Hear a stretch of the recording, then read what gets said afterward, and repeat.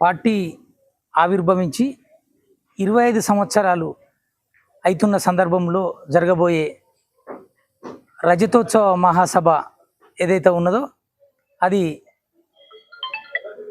ఎల్కతుర్తి మండల కేంద్రంలోని cross road వద్ద అట్టహాసంగా నిర్వహించడానికి మా నాయకుడు కేసీఆర్ గారు తీసుకున్న ఆలోచనను ప్రజలందరూ కూడా కేసీఆర్ను ఎప్పుడు చూద్దామని ఎదురు చూస్తూ ఉన్నారు. కేసీఆర్ మాట కోసం ప్రజలు తప్పించిపోతూ ఉన్నారు.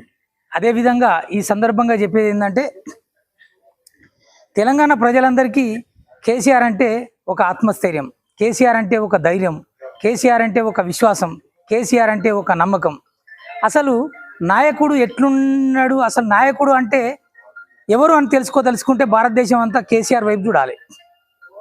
ఒక నాయకుడు ఎట్లుండాలనో అని తెలుసుకోవాలంటే భారతదేశం అంతా కేసీఆర్ వైపు చూడాల్సిన అవసరం ఉన్నది.